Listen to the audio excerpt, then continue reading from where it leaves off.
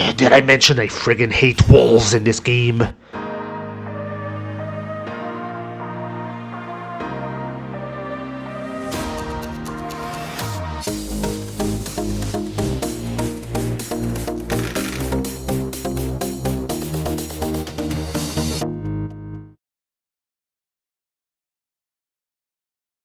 Hello everybody, and welcome to Creative Gaming, the show where we inject a bit of RNG into our playthroughs, either for challenge purposes or just a new way to play the game. Today I'm going to tackle another childhood favorite of mine, the original Final Fantasy. I have fond memories of playing this game. I was probably around 11 years old when I played it for the first time. Ah, the good old days. I thought it was so cool to create a party of me and my friends, and to be set off on an adventure. On the coldest days of Canadian winters, I remember whacking enemies to gain experience, gold, and get my party stronger for whatever challenges came my way. It's interesting how this game has endured to this day and continues to fascinate. Maybe not the younger generation, but veterans like myself can always return to the original. What makes Final Fantasy fun is the fact that you can create 4 party members out of 6 possible classes. One of the reasons Final Fantasy continues to fascinate is the various challenge runs that pros and challenge seekers have tried over the years. Certainly you've heard of the 4 White Mages challenge. Sheesh, that looks boring as hell. Or even worse, the 1 party member challenge, where you get 3 of your party members killed and never revive them for the rest of the game. But have you ever heard of the dice throw challenge? That's simply when you roll 4 dice and that decides your party. I'm gonna attempt this type of challenge today. I'll actually be playing the Pixel Remaster for one simple reason. You can adjust the experience and gold modifiers. I really like this feature because you can add even more complexity to a playthrough. So here's how it's gonna go. I'm first gonna roll 2 dice, and based on the results, those will decide what my experience and gold modifiers will be. I can choose which die goes with experience and gold. So 1 is a 0 modifier, which obviously is the worst roll I can get. At 2, we get the 0.5 modifier. At 3, we get the normal gain. At 4, we get twice the gain. 5 will be 4 times the modifier.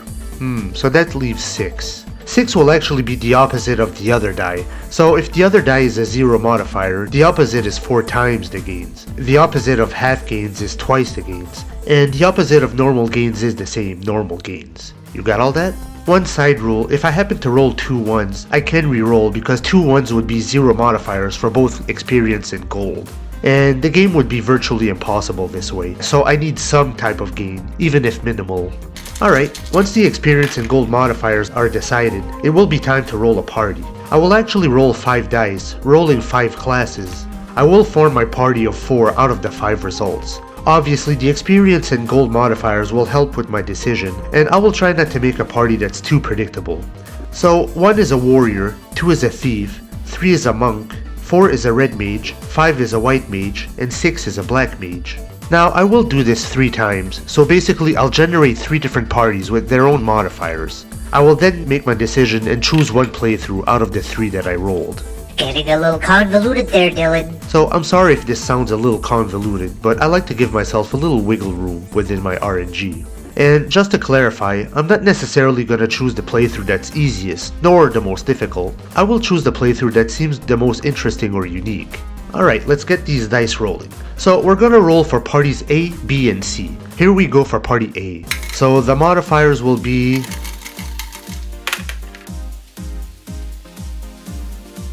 We got a 2 and a 6. So a 2 is 0.5 modifier, or half modifier, and the 6 is the opposite of the other die. So the opposite of 0.5 is twice. Okay, so I'm choosing to have twice the experience and half the gold for party A. Now let's roll our classes. So we have a 1, 3, 4, 4, and 5. So a warrior, a monk, 2 red mages, and a white mage. I now have to decide which 4 classes of the 5 I'm gonna use. So I'm gonna use the warrior, the monk, the red mage, and the white mage. Not the most unique party in the world, but at twice the experience and half the gold, it could be an interesting playthrough. Alright, let's roll for party B.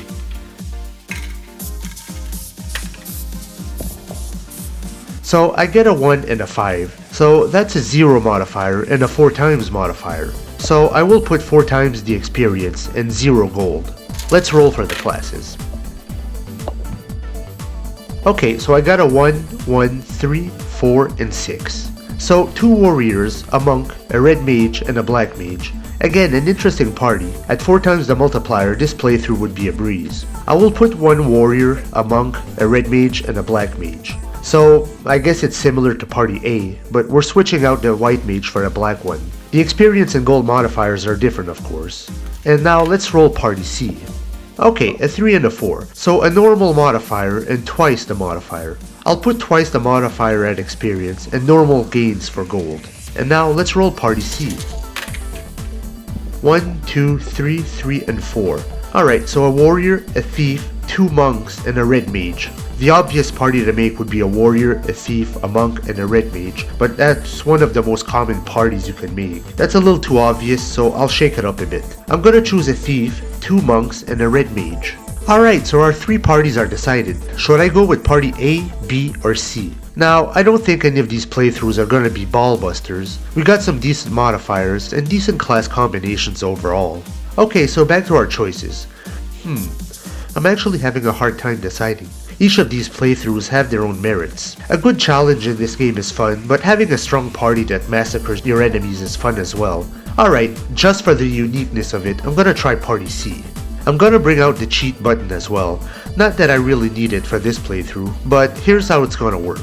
I get 1 cheat, and if I press it, I have the choice to either bring the experience modifier to 4 times for 10 battles, I can bring the gold modifier up to 4 times for 10 battles, or I can bring both the experience and gold modifiers for 4 times for 5 battles. So if I need to speed things up, it'll be useful.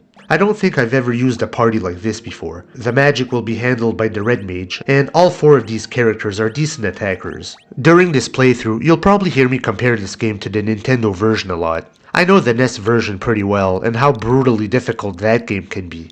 Alright, so our party is created, let's change the modifiers. So we start off by visiting shops, checking out the weapons, armors, and magic spells. We then go to that mandatory visit to the king. You walk around town to grind for experience a bit. The Chaos Shrine is to the north. On the Nintendo version, you probably want to go there at least level 3. So the Chaos Shrine is your first dungeon in this game. You can walk straight to the boss, which is just a few steps from the entrance. However, if you decide to explore, you might get kicked in the pants. The enemies in here are definitely stronger than what you've seen outside, and you could have pretty large groups to deal with. You can find a cab, but otherwise there isn't anything very important here, until you get the Mystic Key later on. Our first boss is Garland. He's pretty easy unless you're just at level 1. Some of the translated dialogue in the original game amused players, and Square sometimes keeps these cheesy lines, like I, Garland, will knock you all down, like a set of dominoes. So Garland goes down, we bring the princess back home, the king orders a bridge to the next continent, and the real adventure begins. Ah, the wolves. One of the most annoying enemies in this game. They're not too difficult to take down, but in the Nintendo version they have a fairly high evasion rate, so a lot of your attacks would miss. They always appear in packs, and while they're not super strong, the damage can add up since they're always in groups, and the blue warg wolf is difficult to take down in the first couple of levels. They don't give much golden experience either, so they end up being a waste of time.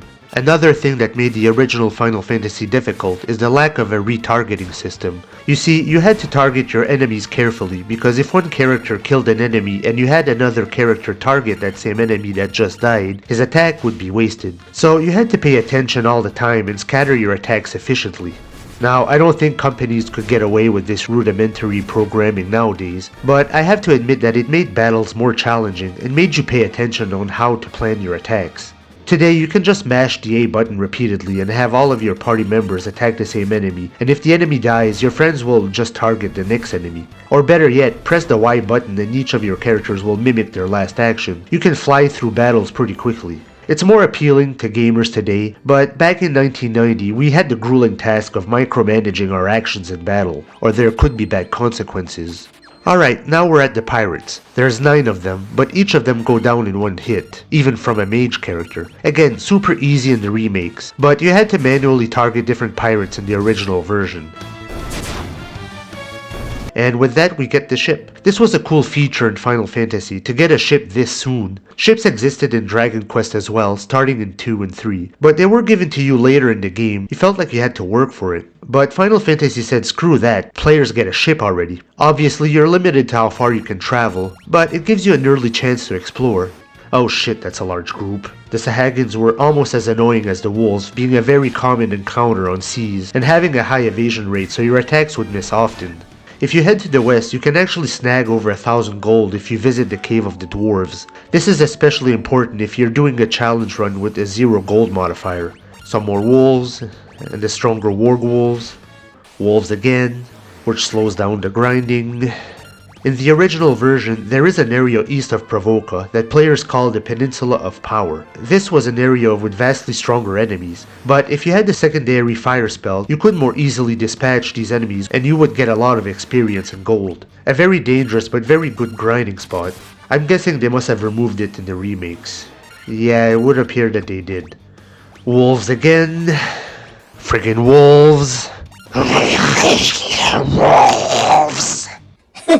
He's losing it. Alright, west of the elf town is the Marsh Cave, and this is where my first big complaint with this game is. The Marsh Cave is a fairly large cave, a bit of a maze with different paths. Even in the beginning here, you have branching paths, with one path leading to nothing important, a couple of treasure chests with trivial content. This cave also has a pretty large roster of enemies, from wolves, to slimes, to scorpions, to ghouls and ghosts. It was harder on the Nintendo version, but it's pretty difficult in the remakes as well.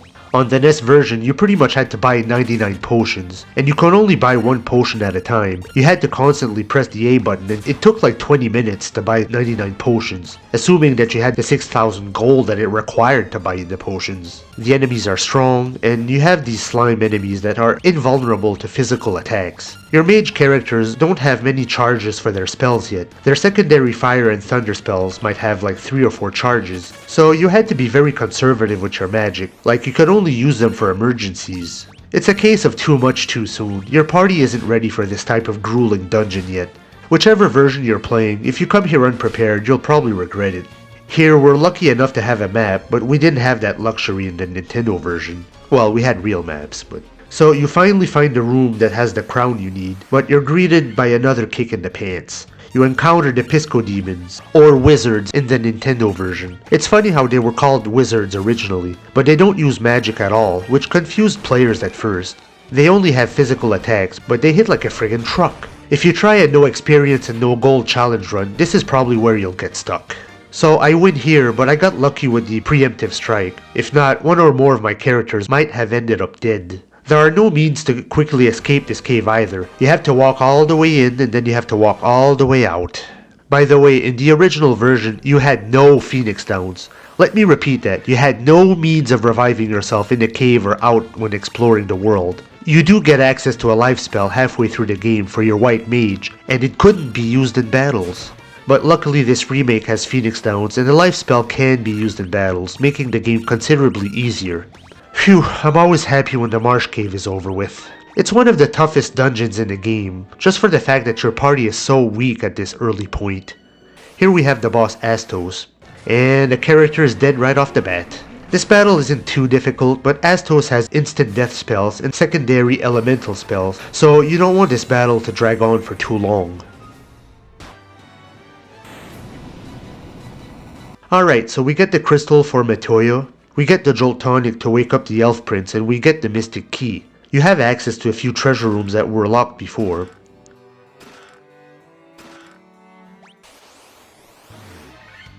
Oh, this large group is attacking first. How friggin' nice.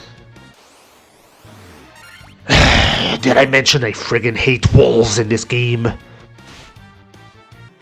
Alright, so we get the Nitro Powder, and that opens up the sea for us. Another thing that's interesting about this game is that even if you create 2 or more characters of the same class, they're not a carbon copy of each other. There's a bit of RNG to their growth. Here my 2 monks are the same level, but their HP is pretty different, and one character's attack is the same whether he's equipped with a weapon or not, and the other one, equipping a weapon brings his attack down. I do like that same classes can grow differently.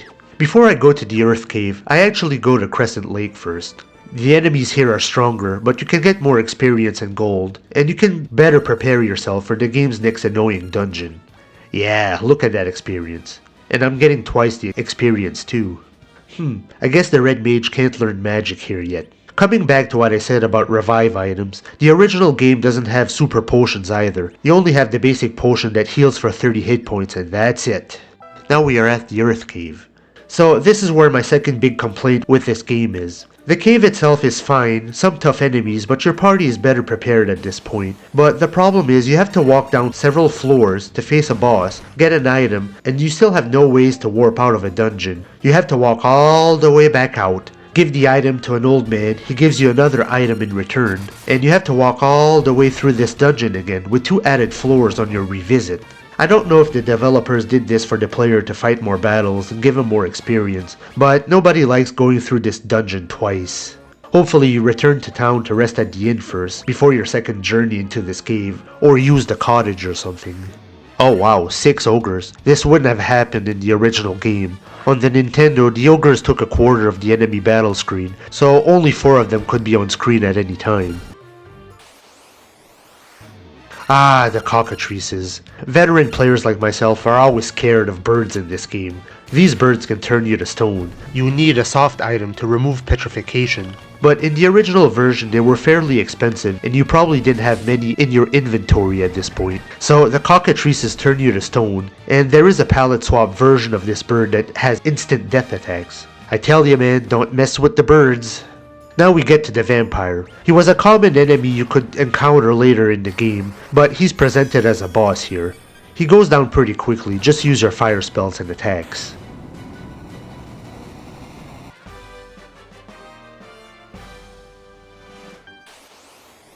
Ah shit, this many spiders. We're talking poison galore.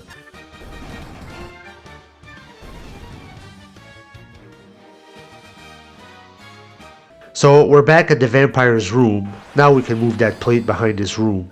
A couple of floors down we meet with Lich, the first elemental fiend in this game. He was actually easier in the Nintendo version. It shows how RPGs have changed over the years. In the past, the dungeons were a lot more confusing and maze-like than today, with strong enemies. Then you made it to the boss, and he was stronger than the common enemies, but he could go down in 1 or 2 rounds if you were well prepared. Obviously, they beefed up these bosses in these remakes.